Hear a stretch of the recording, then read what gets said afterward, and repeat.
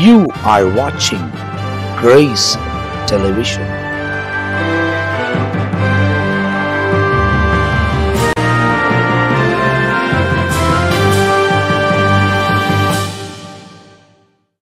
ஆண்டவரும் அருமை இரட்சகராக இயேசு கிறிஸ்துவின் நாமத்தினால் உங்கள் யாவருக்கும் எங்கள் அன்பின் வாழ்த்துக்களையும் ஸ்தோத்திரங்களையும் நாங்கள் தெரிவித்துக் கொள்கிறோம்.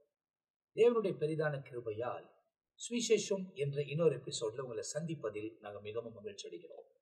தொடர்ந்து இந்த சுவிசேஷம் என்ற நிகழ்ச்சியை உங்களோடு கூட பகிர்ந்து கொள்வதில் இங்கே இருக்கிற எல்லாருக்கும் மிகுந்த மகிழ்ச்சி. காரணம், சுவிசேஷம் அறிவிப்பதற்காக தான், நற்செய்தி அறிவிப்பதற்காக தான் இயேசு இந்த உலகத்துக்கு வந்தார், எங்களையும் அபிஷேகம் பண்ணியிருக்கிறார். ஆகையால் இந்த உலகத்தில் அவர் நாமத்தை அறிவிக்கிற நம்மை ஆண்டவர் நம்முடைய பேரை பிதாவினிடத்துல பிரஸ்தாபப்படுத்துவதற்கு அவர் உண்மை உள்ள தேவனாயிருக்கிறார். இந்த உலகத்தில் அவருடைய நாமத்தை யார் அறிவிக்கிறார்களோ அவருடைய நாமம் அந்த இடத்தில் அறிவிக்கப்படுகிறது என்பதாய் வசனத்துல ரொம்ப துல்லியமாய் நமக்கு எழுதப்பட்டிருக்கிறது. எனவே இந்த சுவிசேஷம் என்ற நிகழ்ச்சி உங்களுக்கு மிகுந்த ஆசீர்வாதமா இருக்கும். நிறைய காரியங்களை நாம் கற்றுக்கொள்ள போகிறோம். அதை நீங்கள் தெளிவாய் அறிந்து கொள்ள போகிறீர்கள். கடந்த எபிசோடெல்லாம் ஒவ்வொன்றும் ஒவ்வொரு ஊழியக்காரரும் மத்தேயு, மார்க், லூக்கா, யோவான் இந்த 4 புத்தகங்களையும் அதனுடைய பயோகிராஃபி அவுட்லைன் இவைகள் எப்படி வந்தது என்று ஒவ்வொருவரும் பகிர்ந்து கொண்டு வந்ததை ஒவ்வொரு எபிசோடா நீங்கள் கவனித்திருக்கிறீர்கள். ஆனால் இந்த எபிசோட்ல தொடர்ச்சியாய் நாம் மத்தேயு எழுதின சுவிசேஷம் 1வது அதிகாரத்திலிருந்து நாம் துவங்கி ஒவ்வொரு வசனமாய் நாம் கவனிக்க போகிறோம். எவ்வளவு தூரம் இந்த எபிசோட்ல முடிகிறதோ அவ்வளவு தூரம் நாம் சில விஷயங்களை பார்க்க போகிறோம். அதை தொடர்ந்து அடுத்த எபிசோட் முதல் கொண்டு ஒவ்வொன்றாய் நாம் கவனித்துக் கொண்டு போக போகிறோம். இந்த நிகழ்ச்சியிலும் நம் மத்தியில தொடர்ந்து தேவனால் அபிஷேகம் பண்ணப்பட்டு தேவனால் அழைக்கப்பட்டவர்கள், தேவனுடைய திருசபையை நடத்தக்கூடிய தேவனுடைய ஊழியக்காரர்கள், அவங்களுக்கு இருக்கிற நேரங்கள், ஏன்னா எல்லாருமே நிறைய இடங்களில கடந்து சென்று ஊழியம் செய்ய வேண்டிய ஒரு சூழ்நிலை இருக்கிறது. அந்த சூழ்நிலையின் நடுவிலே நேரத்தை ஒதுக்கி நம்மத்தில் வந்து இந்த சுவிசேஷத்தை அறிவிக்க வேண்டும் என்ற ஒரு ஆர்வத்தோடு கூட நம் மத்தியில பிரியாசப்பட்டு ஆயத்தப்பட்டு நம் மத்தியில் வருவது நமக்கு ரொம்ப சந்தோஷம்.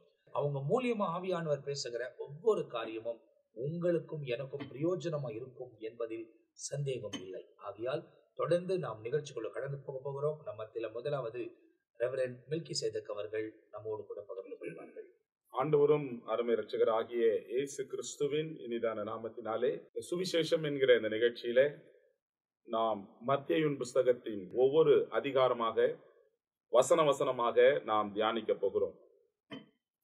முதல் வசனத்திலே நாம் பார்க்கும்பொழுது ஆபிரகாமுடைய குமாரனாகிய தாவீதின் குமாரனான இயேசு கிறிஸ்துவினுடைய வம்ச வரலாறு என்று சொல்லி இங்கே சொல்லப்பட்டிருக்கிறது.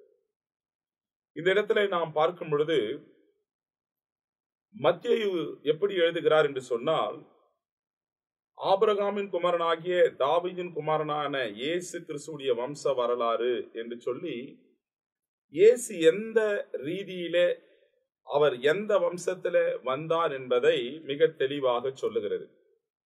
யோசுவா என்கிற எபிரேய பெயரின் அர்த்தத்தை போலவே இயேசு என்கிற பெயருக்கும் கர்த்தர், யெகோவா, இரட்சகர் என்ற பொருள் அமைந்திருக்கிறது. அப்போ கிறிஸ்து என்கிற வார்த்தை அபிஷேகம் பண்ணப்பட்டவர் என்ற பொருள் கொண்ட கிரேக்க வார்த்தையாகும். அபிஷேகம் பண்ணப்பட்டவர் கிறிஸ்து. அப்ப எபிரேய பெயரான மேசியாவை போன்ற இதனுடைய பொருளும் இங்கே இருக்கிறதை நம்மால பார்க்க முடிகிறது. பழைய ஏற்பாட்டில வாக்குத்தத்தம் பண்ணப்பட்ட மேசியா தான் இயேசு கிறிஸ்து என்பதை காட்டவே அவருடைய வம்ச வரலாறை இங்கே மத்தேயு நற்செய்தி நூலிலே தெளிவாக எழுதுகிறதை நாம் பார்க்கிறோம். இப்போ பழைய ஏற்பாட்டின் வாக்குத்தத்தங்கள் நிறைவேறுதலில் மேசியா தேவனால் அபிஷேகம் பண்ணப்பட்டவர் என்பதை நிரூபிக்கும்படியாக இந்த ஜீனாலஜி கோட்பாடுகள் இங்கே கொடுக்கப்பட்டிருக்கிறது. ஆதி ஆகமத்திலே நாம் ஆரம்பிக்கும் பொழுது ஆண்டவர் உலகத்தை எப்படி சிருஷ்டித்தார் என்பதையும், புதிய ஏற்பாடு ஆரம்பிக்கும் பொழுது இவர் தீர்க்கதரிசிகளுடைய வாக்குத்தத்தங்களுடைய நிறைவேறுதல் தான் இயேசு கிறிஸ்து அவருடைய வம்ச வரலாறு கூறுகிறதை இங்க பட்டியல் போடுகிறதை நாம் பார்க்கிறோம். அநேகர் நீங்க சொல்ற மாதிரி ஆதியாகமத்துல ஆண்டவர் சிருஷ்டிப்பை காண்பித்தது போல இந்த இடத்தில் அந்த சிருஷ்டிகரே உலகத்துக்குள் இறங்கி எப்படி செயல்படுகிறார் என்பதை ஒரு எந்த குடும்பத்தின் பின்னணியிலிருந்து அவர் எப்படி வருகிறார் என்பதை குறித்து மிக தெளிவாக இந்த இடத்துல சொல்லப்படுகிறது.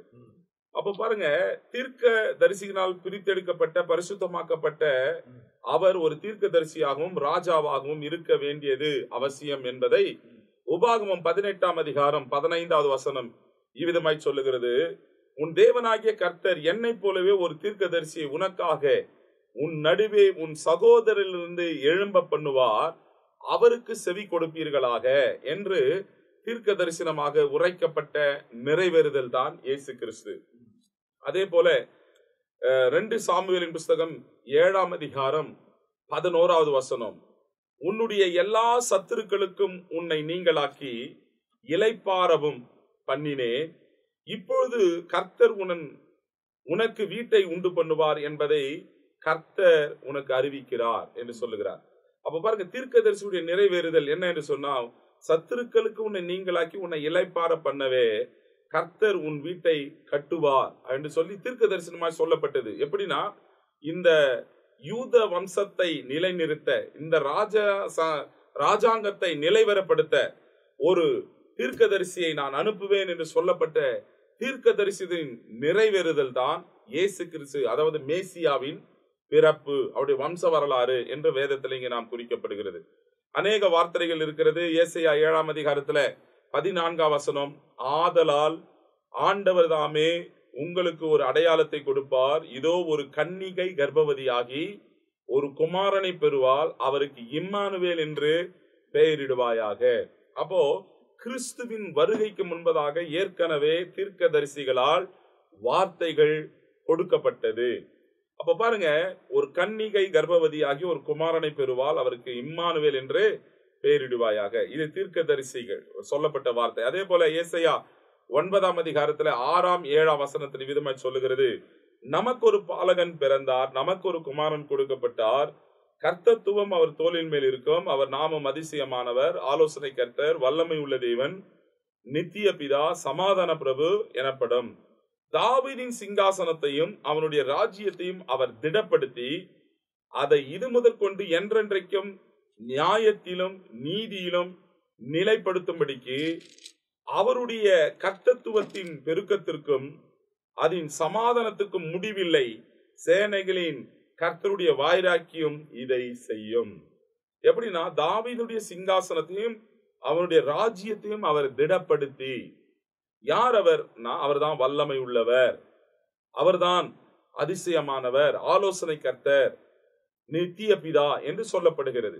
அப்ப பாருங்க, கிறிஸ்துவினுடைய இயேசு கிறிஸ்துவினுடைய இன்னொரு வார்த்தை சொன்ன மேசியாவுடைய வருகையை உறுதிப்படுத்தும்படியாக கூறப்பட்ட வாக்குத்தத்தத்தின் நிறைவேறுதலாகத்தான் இயேசு இந்த உலகத்திற்கு வந்தார். அப்ப பழைய ஏற்பாட்டின்படி மேசியா ஒரு யூத தேசத்தின் தகப்பனாகிய ஆபிரகாமினுடைய சந்ததியாகவும் இஸ்ரவேலிலே தலை சிறந்த ராஜாவாகிய தாவீதினுடைய வம்சத்திலேயும் கர்த்தராகிய இயேசு கிறிஸ்து வந்தார் என்பதை விளங்க பண்ணும்படியாகவே மத்தேயு என்ன பண்ணுகிறார் என்று சொன்னால், ஆபிரகாமினுடைய குமாரனாகிய தாவீதின் குமாரனாகிய இயேசு கிறிஸ்துவனுடைய வம்ச வரலாறு என்று அவர் தெளிவாக இங்க ஆரம்பிக்கிறார். அப்போ இங்க நம்ம பார்க்கும் பொழுது எந்த ஒரு யூதனும் இதை சரிபார்த்து கொள்ளலாம்.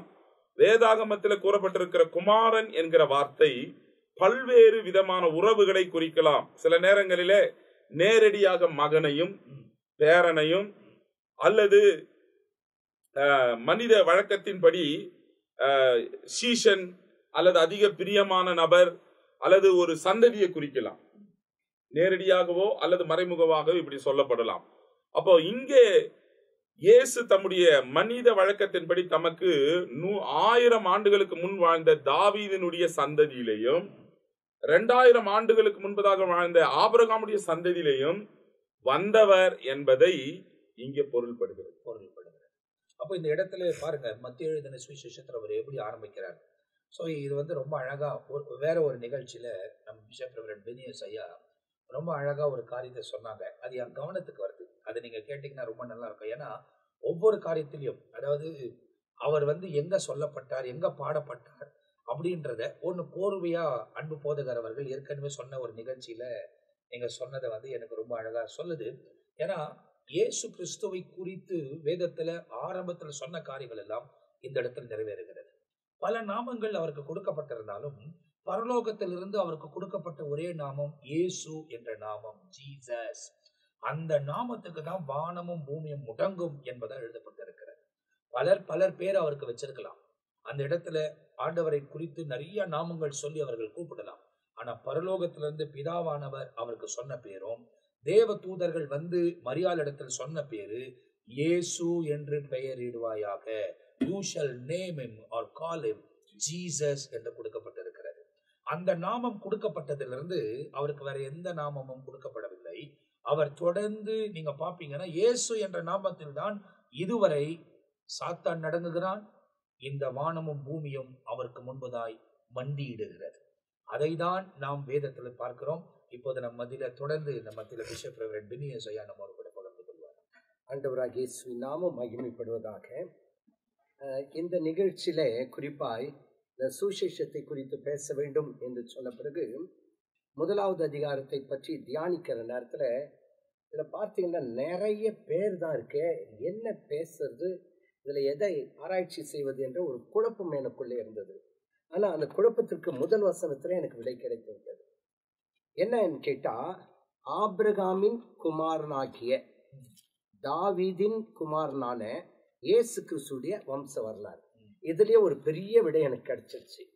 என்னன்னு கேட்டா, முதலாவது ஆபிரகாம், இரண்டாவது தாவீது, மூன்றாவது இயேசு கிறிஸ்து. ஆபிரகாம் அழைக்கப்பட்ட ஒரு விசுவாசத்திற்கென்று, தாவீது ராஜா, இயேசு ரட்சகர். அப்போ மூன்று விதமாய் அதை பார்க்கும்போது கொஞ்சம் அப்படியே கீழே பார்த்தேன்.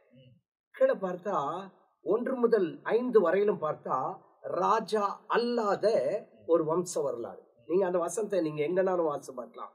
பாருங்க, 2வது வசனத்தை பாருங்க. ஆபிரகாம் ஈசாக்கை பெற்றான். அப்போ அவங்க ராஜ வம்சம் கிடையாது. அப்படியே நீங்க 5வது வசனம் வரையிலும் பார்த்தீங்கன்னா ராஜ வம்சம் இல்லாத பட்டியல். அப்போ நன்றாய் கவனிங்க, இந்த பட்டியலை பார்த்தா ஆபிரகாமின் சந்ததியில வந்தாலும் கூட ராஜா அல்லாத பட்டியல். ஆனா 6வது வசனத்தை ஆரம்பிச்ச உடனே ஈசாய் தாவீது ராஜாவை பெற்றான். அப்போ ராஜ வம்சம் அங்க வந்துருச்சு. அதுல இருந்து 11வது வசனம் வரையிலும் பார்த்தீங்கன்னா ராஜாக்களின் பட்டியல் தான் இருக்கு. நீங்க தொடர்ந்து அதை பார்த்தீங்கன்னா தொடர்ந்து 11வது வசனம் வரையிலும் நீங்க பார்க்கும்போது 10வது வசனத்துல பாருங்களேன், எசேக்கியா மனாசேவை பெற்றான். எசேக்கியா ராஜா, மனாசே ராஜா. இப்ப அப்படியே நீங்க பார்த்தீங்கன்னா கடைசியில இவங்க என்ன செய்யறாங்க, பாபிலோனுக்கு சிறைப்பிடிக்கப்பட்டு போகிறார்கள். அது வரையிலும் பார்த்தீங்கன்னா ராஜ வம்சத்தை அங்கே குறிக்கிறது. முதலாவது ஆபிரகாம் முதல் ஓபேத் ஈசாயை பெற்றான் என்ற வரையிலும் பார்த்தீங்கன்னா ராஜா அல்லாத வம்சத்தை அது காட்டினாலும் 2வது பகுதியை பார்த்தா முழுவதும் ராஜாக்களுடைய பட்டியலை காட்டுகிறது. 3வதாக பார்க்கும்போது 12வது வசனத்திலிருந்து 16வது வசனம் வரையிலும் பார்க்கும்போது ராஜா அல்லாத ஒரு பட்டியல் உலக ரட்சகரை அங்கே அறிமுகப்படுத்துகிறது. அப்போ நாம யோசிக்கலாம், ஏன்னா வெறும் பெயர்கள் தான் இருக்கே அப்படின்னு சொல்லிட்டு. ஆனா உள்ள ஆராய்ந்து அலசி பார்க்கும்போது முதல் 5 வசனம் வரையிலும் ராஜாக்கள் அல்லாத ஒரு பட்டியல். அதே நேரத்துல 6வது வசனத்திலிருந்து 11வது வசனம் வரையிலும் நீங்க எதை எடுத்து பார்த்தாலும், எந்த வசனத்தை பார்த்தாலும் அங்க ராஜாக்களுடைய பேர். ஆசா ராஜாவை பற்றி இருக்குது, யோசபாத் ராஜாவை பற்றி இருக்குது, உசியா ராஜாவை பற்றி இருக்கு, எசேக்கியா ராஜாவை பற்றி இருக்குது, எசேக்கியல் இந்த எசேக்கியா ராஜாவை பற்றி, இப்படியா ராஜாக்களை பற்றி 11வது வசனம் வரையிலும். அடுத்து நீங்க பார்த்தீங்கன்னா உலக ரட்சகரை 16வது வசனத்தை அறிமுகப்படுத்தி விட்டு என்ன சொல்லப்பட்டிருக்கிறது என்று சொன்னால், யாக்கோபு மரியாளுடைய புருஷனாக யோசேப்பை பெற்றான், அவனிடத்திலிருந்து கிறிஸ்து எனப்பட்ட இயேசு பிறந்தார். அப்போ இத 3 காலமாய் பிரிக்கும் பொழுது வசனத்தின் படி பார்த்தா 17வது வசனம் பாருங்க, இவ்விதமாய் உண்டான தலைமுறையெல்லாம் ஆபிரகாம் முதல் தாவீது வரைக்கும் அப்படின்னு இருக்கு. அப்போ தாவீது வரைக்கும்னாக்க என்ன, 5வது வசனம் வரையிலும் தாவீது வரைக்கும் 14 தலைமுறை. பிறகு தாவீது முதல் பாபிலோனுக்கு சிறைப்பிடிக்கப்பட்டு போன காலம் வரைக்கும் 14 தலைமுறை. நான் ஏற்கனவே சொல்லிட்டேன், சிறைப்பிடிக்கப்பட்டு பண்ணப்பட்டது 11வது வசனத்துல நான் வாசிக்கிறோம். பிறகு பாபிலோனுக்கு சிறைப்பிடிக்கப்பட்டு போன காலம் முதல் கிறிஸ்து வரைக்கும் 14 தலைமுறை. அப்போ இத 3 பிரிவா பிரிக்கலாம். அப்போ 3 பிரிவாய் பிரிக்கும் போது ராஜாக்கள் அல்லாத காலத்திலே தேவன் என்ன செய்தார் என்பதை குறித்து இதுல அதிகமாய் பார்க்க முடிகிறது. காரணம் என்னன்னு கேட்டா, ஆபிரகாமின் குமாரனாகிய தாவீது.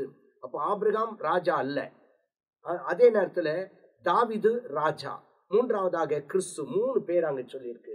ஒன்று ஆபிரகாம், இரண்டாவது தாவீது, அழைக்கப்பட்டவர், அபிஷேகம் பண்ணப்பட்டவர், அழைக்கப்பட்டவர், ராஜா, மூன்றாவது அபிஷேகம் பண்ணப்பட்டவர். அப்போ 3ஐயும் அந்த ஒரு வசனத்துல நாம பார்க்க முடிகிறது. அழைக்கப்பட்டவர் விசுவாசிகளின் தகப்பன். அப்போ இன்றைக்கு நம்முடைய வாழ்க்கையில நாம விசுவாசிகள் என்று நாம் பெயர் வைத்திருக்கிறோம். ஒரு பாடல், அழகாய் ஒரு பாடல் உண்டு. விசுவாசிகள் என்னும் கூட்டம் உண்டு, அன்பு ஒன்றே அவர் நடுவில் உண்டு, ஒரு மனம் ஒற்றுமை அங்கு உண்டு என்று சொல்லும் நாட்கள் இன்று வேண்டும். அப்போ இங்க முதலாவது ஆபிரகாம் என்று சொல்லப்படுகிற அந்த வார்த்தை விசுவாசிகளின் தகப்புடைய பெயரை வைத்துவிட்டு, இரண்டாவது தாவீது ராஜா. இப்போ ராஜாவை குறித்தும் மூன்றாவது இரட்சகரை குறித்தும் முதல் வசனத்திலே சொல்லப்பட்டிருக்கிறது. அது மட்டுமல்ல, இதுல எழுத்துக்களை எடுத்துக்கொண்டால் அது வானமும் பூமியும் ஒழிந்து போனாலும் தேவனுடைய வார்த்தையில் ஒன்றாயிலும் ஒழிந்து போகாது. அதை என்ன சொல்லியிருந்தா, கிரேக்க மொழியில ஒரு அயோட்டான்றது தான் உலகத்திலே மிகவும் சின்ன எழுத்து. அயோட்டா அப்படின்னு சொன்னா ஒரு கமா போடுறது பாருங்க, அதுக்குதான் அயோட்டா என்ற பெயர். அந்த அயோட்டா கூட ஒழிந்து போகாது. வசனத்தை நினைச்சு பார்க்கும்போது இந்த இடத்துல பாருங்களேன், ஆதியாமத்துல ஆதி ஆ என்ற எழுத்து பழைய ஏற்பாட்டுல முடிந்து போகிறது. புதிய ஏற்பாடு ஆரம்பிக்கும் போதும் ஆ என்ற ஆபிரகாம் ஆ என்று முடிகிறது, ஆரம்பிக்கிறது மாத்திரமல்ல, வெளிப்படுத்தல பார்த்தீங்கன்னா ஆமேன்.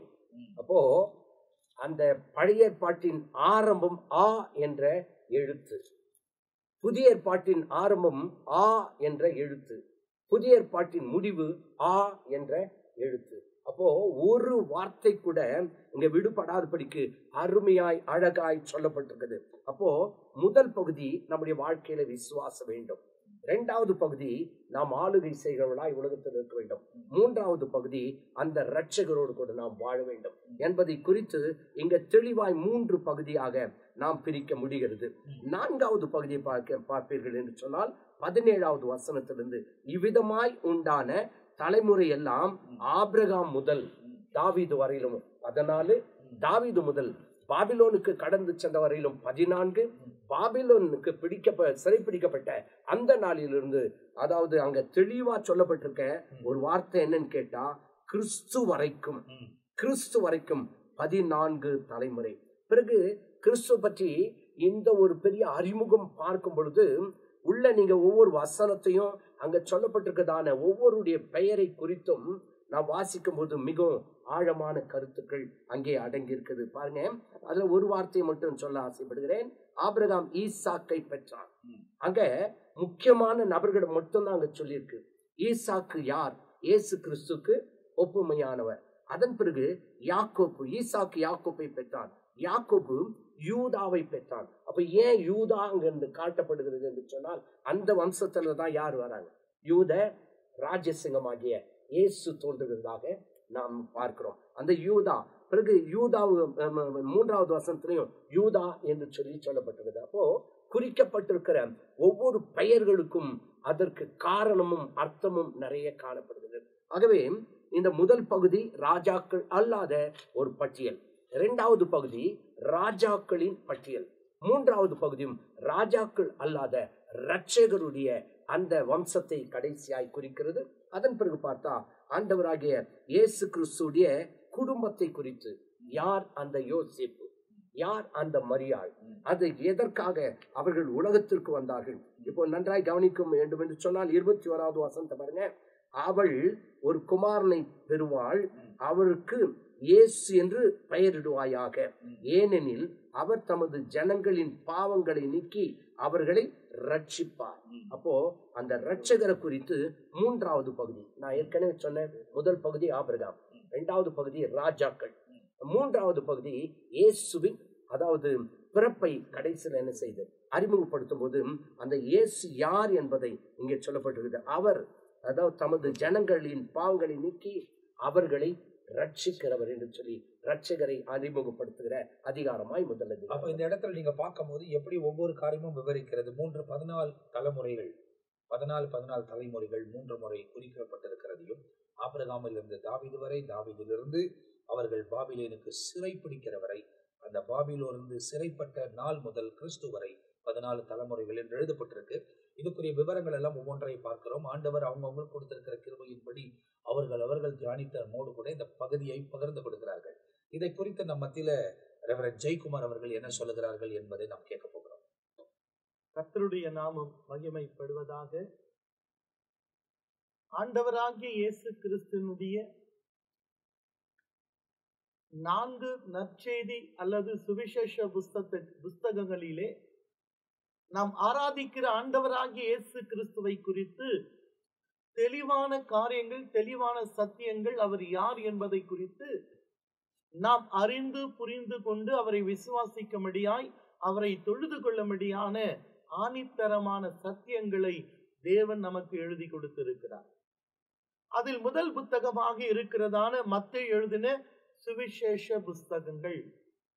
மத்தேயு எழுதின புஸ்தகத்திலே நாம் ஆராதிக்கிற ஆண்டவராகிய இயேசு கிறிஸ்துவை ஒரு அரசராகவும் ஒரு மேசியாகவும் யூதர்கள் விசுவாசிக்க வேண்டும் என்ற ஒரு கண்ணோட்டத்தோடு கூட தெளிவான சத்தியத்தை இந்த இடத்துல அவர் எழுதுகிறதை பார்க்க முடிகிறது.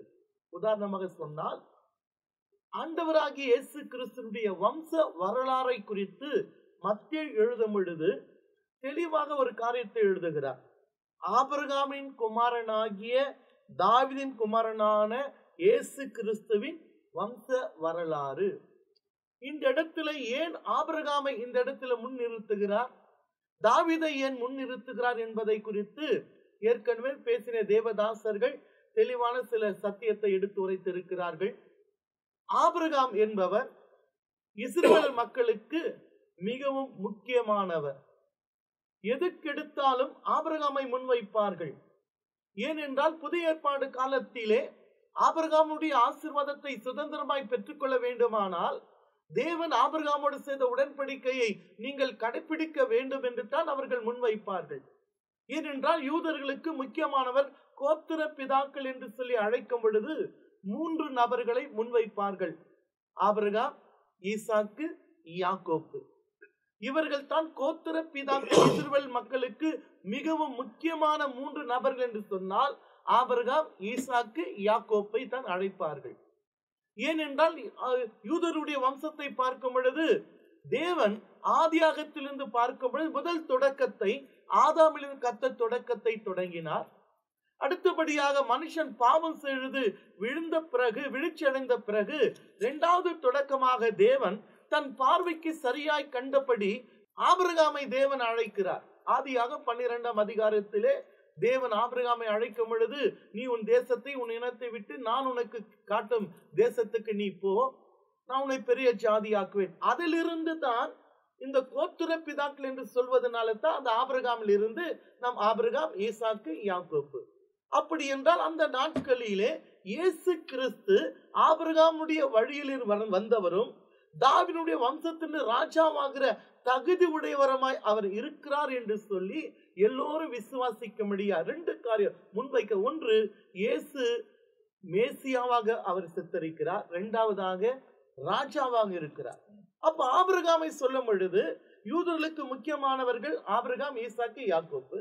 அது ராஜாவின் வம்சவட்டில் பார்க்கும் பொழுது தாவீதை முன்வைப்பார்கள். அப்ப அங்க சொல்லும் பொழுது ஆபிரகாம் குமாரனாகிய தாவீதின் குமாரனாகிய இயேசு கிறிஸ்துவினுடைய வம்ச வரலாறு அவர் சொல்லும் பொழுது 1ஆம் அதிகாரம் 16ஆம் வசனத்திலே பார்க்கும் பொழுது இயேசு ராஜாவாகிற வம்ச பட்டியலில் வருகிற உரிமை உள்ளவர் என்பதை குறித்து இந்த இடத்துல 1:16 தெளிவாக சொல்லும் பொழுது, யாக்கோப்பு மரியாளுடைய புருஷனாகிய யோசப்பை பெற்றான். இந்த இடத்துல பாருங்க, இதுவரைக்கும் ஆபிரகாம் ஈசாக்கை பெற்றான், ஈசாக்கு யாக்கோப்பை பெற்றான், யாக்கோப்பு யூதாவை பெற்றான் என்று வம்ச வழியில் வருகிறது. ஆனால் 16ஆம் வசனத்துக்கு போகும் பொழுது யாக்கோப்பு யோசப்பை பெற்றான் என்று சொல்வதை விட யாக்கோப்பு மரியாளுடைய புருஷனாகிய யோசப்பை பெற்றான். அப்படி என்றால் இயேசு கிறிஸ்துக்கு அந்த இடத்துல ஒரு உரிமை வருகிறது. மரியாளுடைய புருஷனாகிய யோசப்பை பெற்றான். அப்போ இந்த யோசப்பு யார் என்று சொல்ல, மரியாளுடைய புருஷன். ஆனா அது கீழே வசனத்தை பார்க்கும், அதிலே யாக்கோப்பு மரியாளுடைய புருஷனை யோசப்பை பெற்றான், அவளிடத்தில் கிறிஸ்து எனப்படுகிற இயேசு பிறந்தார். அந்த இடத்துல ரெண்டு பிரிச்சு சொல்றாங்க. ரெண்டு ஒன்னா இயேசு கிறிஸ்துன்னு சொல்லாதபடி கிறிஸ்து எனப்படுகிற இயேசு பிறந்தார். அப்ப கிறிஸ்துனா என்ன? அபிஷேகம் பண்ணப்பர் அல்லது மேசியா என்று சொல்லுவாங்க. அப்ப இயேசு என்று என்ன சொன்னாரு? இயேசு ரட்சகர், நம் பாவத்துக்காக. அதே வசனம் 21 வசனத்தை பார்க்கும், அவள் ஒரு குமாரனை பெறுவாள், அவருக்கு இயேசு என்று பெயரிடுவாயாக, ஏனெனில் அவர் தமது ஜனங்களில் பாவங்களை நீக்கி அவர்களை ரட்சிப்பார் என்றான். அப்போ 16ஆம் வசனத்தில் சொல்லும் பொழுது ஆண்டவராகிய இயேசு கிறிஸ்துவை கிறிஸ்து எனப்படுகிற இயேசு பிறந்தார் சொல்லுது. 21ல இயேசு என்று பெயரிடுவையாக, ஏனெனில் அவர் தமது ஜனங்களில் பாவங்களை நீக்கின அவர்களை.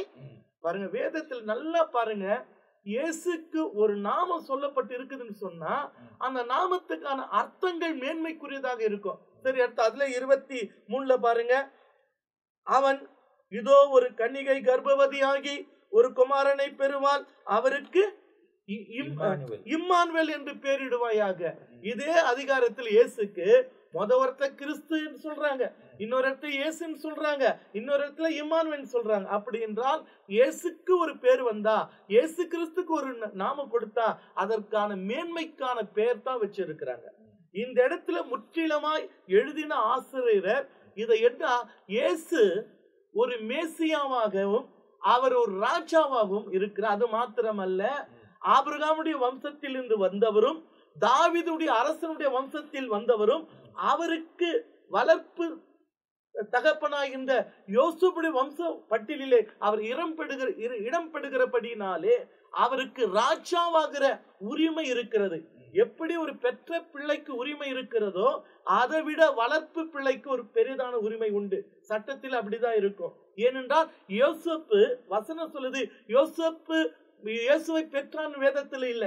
வசனம் தெளிவா சொல்லுது, யாக்கோப்பு மரியாளுடைய புருஷனாகிய யோசேப்பை பெற்றான், அவளிடத்தில் கிறிஸ்து எனப்படுகிற இயேசு பிறந்தார். அப்படி என்றால் வளர்ப்பு தகப்பன் தான் யாரு?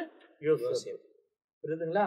ஏன்னா வசனம் தெளிவா சொல்லுது 18, இயேசு கிறிஸ்துனுடைய ஜனனித்த விரவமாவது அவருடைய தாயாக மரியாள் யோசேப்புக்காக நியமிக்கப்பட்டு இருக்கையில் அவர்கள் கூடி வரும் முன்னே அவள் பரிசுத்த ஆவினால் கர்ப்பவதியானாள் என்று காணப்பட்டது. ரொம்ப தெளிவா சொல்லப்பட்ட விஷயம், பரிசுத்த ஆவினாலதான் அவர்கள் கர்ப்பவதி ஆனார்கள். 100% அது மாற்று கருத்தே கிடையாது. யோசேப்புக்கு யோசேப்பை வளர்க்கிற தகப்பன் என்று தான் பெயரை கொடுக்க முடியும் தவிர பெற்றெடுத்த தகப்பன் வேதத்தில் எங்கேயுமே கிடையாது. ரொம்ப கிளியரா தெளிவாக சொல்லப்பட்டிருக்கிறது. ஆகையால பாருங்க, இயேசு கிறிஸ்து அவர் உருவாக்கப்பட்ட விதம் பரிசுத்த ஆவினால அவர் உருவாக்கப்பட்டார். வேதம் தெளிவா சொல்வது, அவர்கள் கூடி வரும் முன்னே அவள் பரிசுத்த ஆவினாலே கர்ப்பவதியானாள் என்று காணப்பட்டது. பரிசுத்த ஆவினாலே இயேசு கிறிஸ்து உருவாக்கப்பட்டபடினாலே அவர் தேவகுமாரன் எனப்படுகிறார். ஒரு தாய் மரியாள் என்ற அந்த தாயின் கருவிலே அவர் உருவாக்கப்பட்ட விதத்தை பார்த்தால் அவர் தேவகுமாரன். ஒரு தாய்வில உருவாகி பெற்றெடுத்தனால அவர் மனுஷகுமாரன். இப்படியாகத்தான் இயேசு கிறிஸ்துவை வேதம் தெளிவாக பிரிச்சு காட்டுகிறது. ஆகையால ஆபிரகாமுடைய வம்சத்திலும் ஆபிரகாமுடைய முற்பிதாக்களுடைய அந்த கோத்திரத்திலும் அதே போல ராஜாவுடைய வம்சத்தில தாவீது இருக்கிற வம்சத்திலும் இயேசு பிறந்தார். அப்படி என்றால் யூதர்களுக்கெல்லாம் அவர் மேசியாகவும் அவர் ராஜாவாக இருக்கிறார் என்று புரிந்து கொள்வதற்காக இந்த வம்ச பட்டியலிலே தெளிவாக எழுத. அது மாத்திரமல்ல, இந்த 1ஆம் அதிகாரத்துல பார்த்தீங்கன்னா 4 பெண்மணிகள் வராங்க. இயேசுனுடைய வம்ச வழியில அந்த வம்ச வரலாறுல பார்க்கும்போது 4 பெண்கள் வராங்க. யாருன்னு சொன்னா தாமாரு, ராகாப்பு, ரூத்து, பட்சேபாள். இவங்களுடைய 4 பெண்களுடைய வாழ்க்கை முறை அல்லது சரித்திரம் இவங்களை பார்த்தா எல்லா புறஜாதி பெண்களும் அவங்களுடைய வாழ்க்கை கூட கர்த்தருக்கு அருவருப்பான காரியம். ஆனாலும் கர்த்தர் அவருடைய வம்ச பட்டியலில் பார்த்த பொழுது அவர்களை மன்னித்து ஏற்றுக்கொண்டு அந்த வம்ச வழியிலே இயேசு பிறந்தார் அப்படின்றா உலகத்தில் இருக்கிற எல்லா மனுஷனுக்காக கிறிஸ்து என ரட்சகர் இந்த பூமியில பிறந்தார் என்பதை குறித்து தெளிவாக அறிந்து கொள்ள மற்ற பல கண்ணோட்டத்தோடு கூட இந்த முதல் அதிகாரத்தில் அவர் எழுதி இருக்கிறதை நம்மால் பார்க்க முடிகிறது. அப்ப இந்த இடத்தில் ஒரு சில காரியங்கள் நமக்கு ரொம்ப துல்லியமாய் விவரிக்கப்படுகிறது. இந்த எபிசோட்ல தொடர்ந்து நம்ம மத்தியில இந்த பகுதியை குறித்து நம்ம மத்தியில இருக்கிற ஜான் பீட்டர் அவர்கள் நம்ம கூட பகிர்ந்து கொள்ள போகிறார். தேவ பிள்ளைகள் கொடுத்ததான அதே வார்த்தை தான் சொல்ல வேண்டிய கட்டாயம் சற்று மாற்றம் இருக்கலாம். ஆபிரகாமின் குமாரன் தாவீதின் குமாரனான இயேசு கிறிஸ்துவின் வம்ச வரலாறு. மத்தேயு எழுதின சுவிசேஷம் 4 சுவிசேஷ புத்தகங்களை படிக்க போகிறோம் வார்த்தை வார்த்தையாய். இப்பொழுது மத்தேயு எழுதின சுவிசேஷத்தை தான் முக்கியப்படுத்துகிறோம். இதை எழுதின ஆசிரியர் ஒரு யூதன்.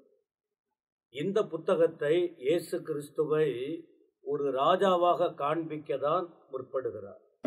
மத்தேயு தன்னை வெளிப்படுத்தவில்லை. புத்தகம் தொடங்கின உடனே இயேசு கிறிஸ்துவை தான் வெளியே கொண்டு வர விரும்புகிறார். பொதுவா இந்த உலகத்துல ஒரு பெரிய மனுஷன் வருகிறார் என்றால் ஒரு ராஜாவாக அல்லது ஒரு சிறந்த நிலையிலே வர வேண்டுமானால் அவர்களுக்கு திடீரென்று யாரையும் ஒரு இடத்திலே வைத்து உயர்வுக்கு நேராய் கொண்டு வர மாட்டார்கள். அவங்களுக்கு சான்று கொடுக்க வேண்டும். இவர் யாரு, எந்த ஊரு, எங்கே பிறந்தார், அவருடைய வளர்ப்பு என்ன, ஏன் இந்த இடத்துக்கு அவர் வர வேண்டும் என்கிறதான எல்லாம் ஆராய்ந்து பார்த்துதான் சொல்லுவார்கள். இப்போ எலெக்ஷன்லாம் நடக்கும்போது ஒரு குறிப்பிட்ட தொகுதியில் 2 பேர் எம்பி தொகுதியில் எம்பிக்குன்னு நிற்கிறாங்க.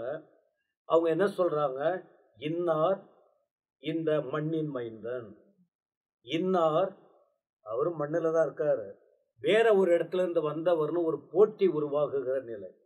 அப்போ ஒரு குறிப்பிட்ட இடத்தில் பொறுப்பா ஒருவர் வர வேண்டுமானால் எங்கேயோ மறைந்திருக்கிற ஒருவரை கொண்டு வந்து நிலைநிறுத்த முடியாது. அதற்கு சான்று வழங்க வேண்டும். அதனால்தான் இங்க மத்தேயு ஒரு வர்ணனை அல்லது இவர் யாரு ஒருத்தவர் அப்படின்ட்டு தொடங்குறார். ராஜா, அவர் யூதன், ராஜாவாக காண்பிக்க இயேசு இவர் எப்படிப்பட்டவர் என்பதற்கு ஆரம்பத்திலிருந்து காரியங்களை கொண்டு வருகிறார்.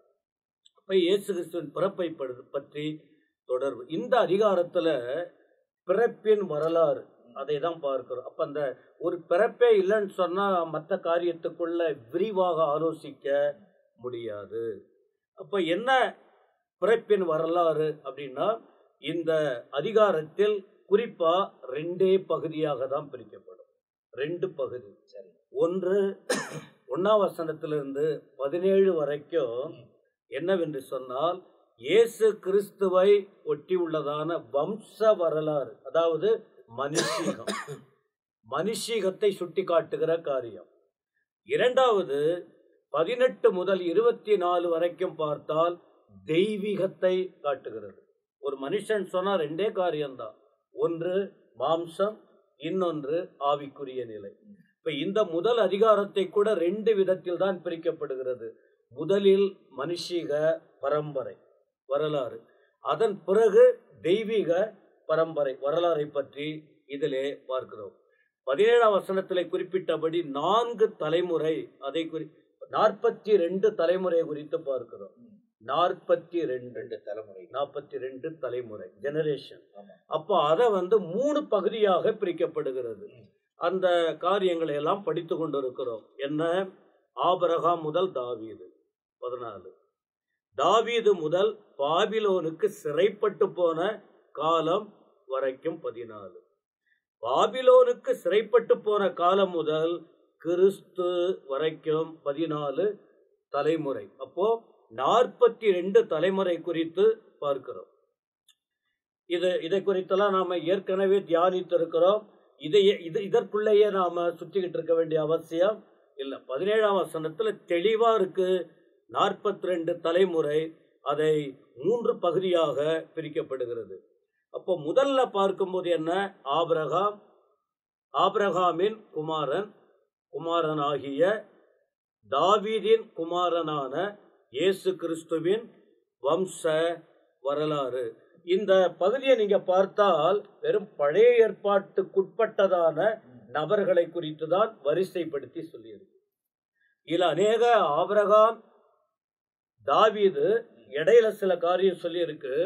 கடைசியில இந்த இயேசு கிறிஸ்து வரைக்கும் ஒப்பிடப்பட்ட ராஜாக்கள் சொன்னாலும் இல்ல, எல்லா நல்ல ராஜாக்களை பற்றியும் இதுல சொல்லி இருக்கு, கெட்ட ராஜாக்களை பற்றியும் இதுல சொல்லப்பட்டிருக்கு. ஆனா சில ராஜாக்களுடைய பெயர் விடப்பட்டிருக்கிறது. எல்லா ராஜாக்கள் இதை நீங்க ஆழமா பார்த்தால் ரொம்ப அந்த வார்த்தைக்குள்ளேயே போக வேண்டிய நிலை இருக்கிறது. ஒரு முக்கியமான ஒரு ரூட்டு தான் இதுல போட்டிருக்கு. நிறைய ராஜாக்களுடைய பெயர் விடுபட்டு இருக்கிறதை நீங்கள் வரிசையா ஆராய்ந்து படித்து பார்த்தால் நன்கு விளங்கும். சரி, ஆபிரகாம் ஏன் அப்படின்னு சொன்னா நம்ம இதெல்லாம் ஏற்கனவே தெரியும், பல முறை வாசித்திருக்கிறோம். ஆரம்பத்திலிருந்து அநேகர் சொல்லப்பட்டாலும் விசுவாசத்துக்கு வித்து அவர் தான். எப்பவுமே ஒரு காரியத்திற்கு, இப்போ குறிப்பா மார்ட்டின் லூத்தர் அப்படின்னு சொல்லுவாங்க, ஒரு சீர்திருத்தத்தை கொண்டு வந்தவர். பல கொள்கை, ஆட்சி முறை எல்லாம் இருந்தாலும் அந்த ஒரு தேவ மனுஷன் ஒரு பெரிய ஒரு மாற்றத்தை கொண்டு வந்து சீர்திருத்த என்று நம்ம பார்க்கிறோம். அதே போல அநேக வம்ச வரலாறு அன்றைக்கு இருந்தாலும் ஆபிரகாம் தான் ஒரு முழு விதையாக எழுப்பினதாக. அதனால தான் எப்பவுமே அந்த துவக்கத்துல யாரு பேழைக்கு முன்னால ஏனோக்கை பற்றி எல்லாம் பார்க்கிறோம். ஆதாம் ஏனோக்கெல்லாம் சொன்னாலும் அதன் பிறகு நோவாவும் முக்கியப்படுத்தப்படுகிறது. ஒரு கட்டம் நோவாவுக்கு அடுத்து வரிசை வரலாறு வந்தாலும் ஆபிரகாம் தான் முக்கியப்படுத்துகிறார்.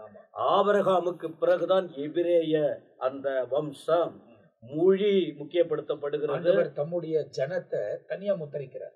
அந்த முதல் உலகமே ஆண்டவர் எல்லாவற்றையும் ஆளுகை செய்யக்கூடியவர் இருந்தாரோ, தனக்கு ஒரு கூட்டத்தை பிரித்து எடுத்து அவர்கள் மூலியமா தம்முடைய நாம மகிமைப்படும்படியா ஆண்டவர் தெரிவித்தார். அதான் அவர் அந்த விளக்கங்கள் சொல்லி வரும்போது ஆதாமின், நோவாவின், ஏனோக்கின் அப்படியெல்லாம் வராது, ஆபிரகாமின்.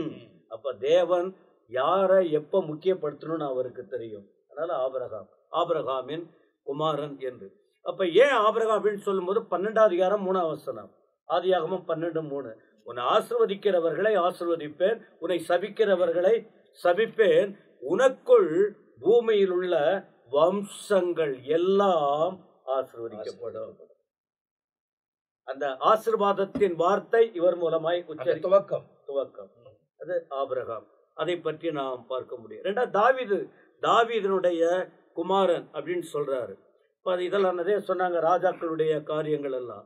அதுல குறிப்பா சங்கீதம் 89:3-4 படித்தீங்கன்னா இதனுடைய அரசாட்சியை குறித்து முக்கியப்படுத்துகிறார் சங்கீதகாரர். 89:3-4. அப்புறம் 132ஆம் சங்கீதம் 10-18 பார்த்தீங்கன்னா ஏன் தாவீதினுடைய வம்சம் ரொம்ப அழுத்தமா சொல்லப்பட்டிருக்குன்னா அவரை குறித்து கீழே வரிசையா சாலமோனை குறித்து அவர் மீண்டும் அந்த ஆட்சி முறைக்கு வருவாருங்கிறத நான் படிச்சு பார்த்தேன். அவ்வளவு விளக்கமா இந்த நேரத்துல எல்லாத்தையும் பிரசங்கம் போல விவரித்து சொல்ல முடியாது. ஏன்னா எப்படி வரலாறு முக்கியப்படுத்தப்படுகிறதோ ஏன் தாவீது முக்கியப்படுத்தப்படுகிறார் என்பதற்கு அநேக சான்றுகள் இந்த வேத வசனத்தில் பார்க்க முடியும். இப்ப இந்த தாவீது அந்த வழியில வரும்போது நீங்க புதிய ஏற்பாட்டுல நீங்க பாத்தீங்கன்னா ஒரு 3 இடங்களை நாம பார்க்க முடியும். கானானிய ஸ்திரீ ஆண்டவர் இயேசுவை குறித்து சொல்லும் போது தாவீதின் குமாரனே இறங்கும் என்று உச்சரிக்கிற வார்த்தையை பார்க்க முடியும். மத்தேயு 15:22. அப்புறம் 2 குருடர்கள் தங்களுடைய அவங்களுக்கெல்லாம் யாரு சொல்லி கொடுத்தது? கண்ணு தெரியாத 2 பேரு. அந்த கானானிய ஸ்திரீ இயேசு யாருன்னே தெரியாது, அவள் வாயில் உச்சரிக்கிறார். 2வது கண் தெரியாத 2 குருடர்கள், அவங்கள நிறைய பேர் தடை செய்யறாங்க. அந்த இடத்துக்கு நீ வர தகுதி இல்லை, அவங்கள தொந்தரவு கொடுக்கறாங்க. அந்த நேரத்தில் அதை பற்றி அவங்க கவலைப்படல. அவங்க உள்ளத்தின் ஆழத்திலிருந்து உணர்வு ஏற்படுகிறது, யார் என்ன சொன்னாலும் சரி, தாவீதின் குமாரன் எனக்கு இரங்கும் என்ற வார்த்தை உச்சரிக்கிறதை மத்தேயு 20:30 படிக்க முடியும். இயேசு கிறிஸ்து ராஜாவாக பவனியாக உள்ளே போகிறார் மரணத்துக்கு முன்னாடி. மத்தேயு 21 15 21:15 பார்க்கும்போது ஒரு கழுதையின் மேலே அமர்ந்து பவனியாக போகும்போது அங்கே உச்சரிக்கப்படுகிற வார்த்தை தாவீதின் குமாரனுக்கு ஓசன்னா என்று. ஏன் இந்த வார்த்தைகளை சொல்லுகிறோம்? ஆபிரகாம் முக்கியப்படுத்தப்படுகிறார், தாவீது முக்கியப்படுத்தப்படுகிறார். இந்த வழியில தான் இயேசு கிறிஸ்து இந்த உலகத்துக்கு வர வேண்டும், வேறு வழியே இல்லை. 2ஆம் வசனத்துல ஆபிரகாம் ஈசாக்கை பெற்றான் அப்படின்னு சொல்லி இருக்கு. ஏன் ஆபிரகாமுக்கு வெறும் ஈசாக்கு மட்டும்தான் பிள்ளையா? இஸ்மவேல் இல்லையா? இஸ்மவேல் பெயர் வர முடியாது. ஏன்னா வம்ச வழியில் அவங்களுக்கெல்லாம் அவர்கள் வாக்குத்தத்தம் பண்ணப்பட்டவர். அதான் அங்க 2வது சொல்றாரு, ஈசாக்கு யாக்கோபை பெற்றான். ஏன் யாக்கோபுக்கு ஒரு ஏசா இல்லையா? ஏன் ஏசா பேர் வரல? ஆண்டவர் எப்பவுமே கிளியரா தெளிவா அவர்னு ஒரு ரூட் வச்சிருக்காரு. இதுல இந்த வம்ச அட்டவணைய படிச்சாலே இதுல ஒண்ணும் பரிசுத்தம் இல்லை. நீங்க இத படிச்சு பார்த்தால் இதற்குள்ள பாவம் நிறைஞ்சிருக்கு. பாவம் கண்டுபிடித்து குற்றம் கண்டுபிடிக்க ஆரம்பித்தால் இதுல பாவத்துக்குட்பட்ட விஷயங்கள் நிறைய இருக்கு. நாம பரிசுத்த தேவரை தியானிக்கிறோம்.